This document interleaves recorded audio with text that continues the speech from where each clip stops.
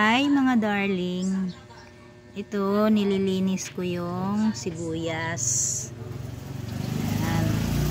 Inaano ko yung dahon na mga lanta. Ayan na. Ayan. Ayan. Dami kong stock na sibuyas. Ayan. Ayan.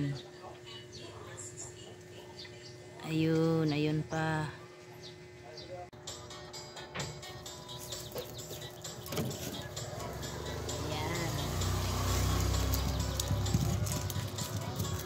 Mag-stock ng sibuyas kasi mga September, October mahaling sibuyas dito. Ngayon kasi mura pa yung sibuyas. Ganito oh, tag 15 lang yung yung per kilo. Pangtinda lang siya.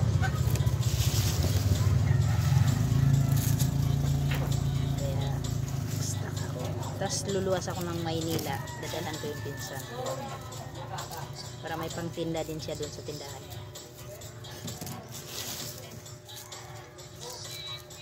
10 kilo itong binili ko eh.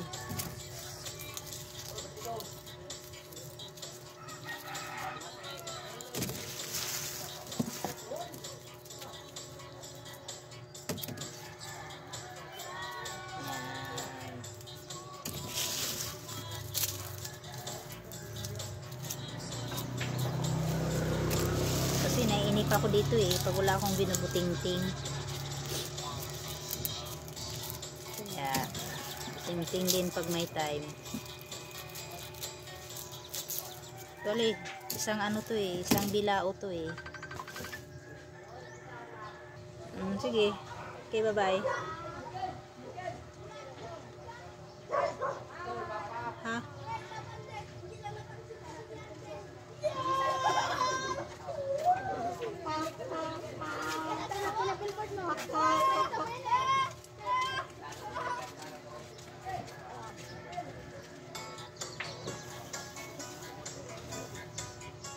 Istorbo kasi.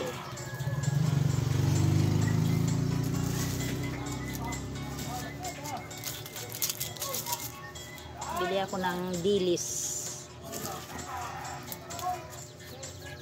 300 ang kilo. Tapos ibalot-balitin ko na naman yon. Tag 10-10.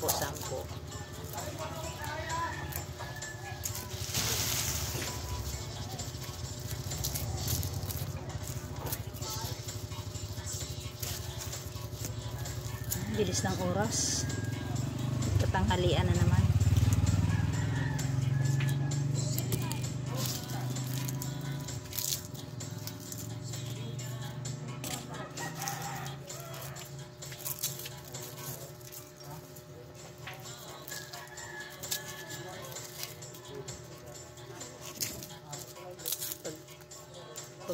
Pag mahal na yung sibuyas dito, ganito lang kaliit oh, 5 piso na to.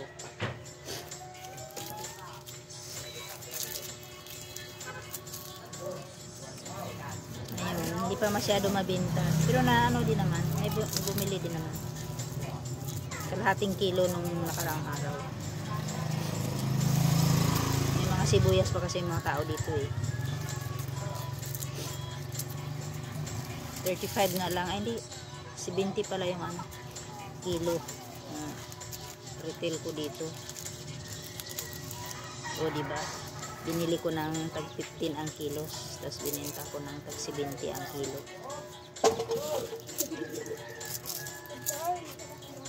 Pero madalawang buwan na to nabili ko. Nagpa-harvest doon sa malapit sa amin, sa bahay namin. Bili ako ng 10 kilos. So 150 lang yun.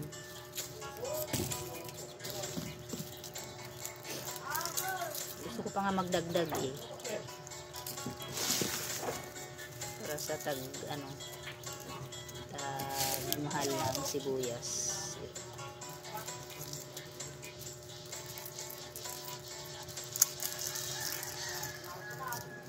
Bawang yung dito eh. Mahal eh. 120.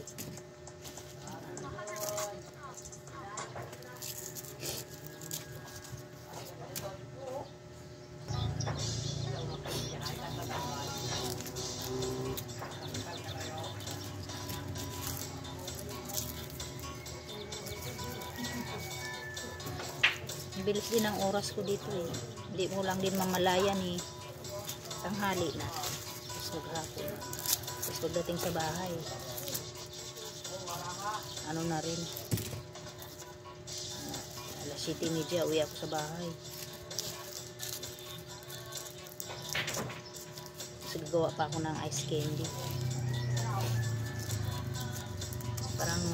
Parang kulang yung buong maghapon.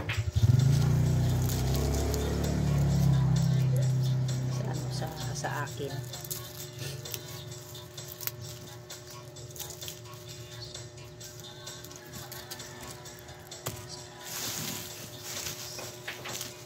Pinipili ko kasi may ano na rin kasi may sira yung iba.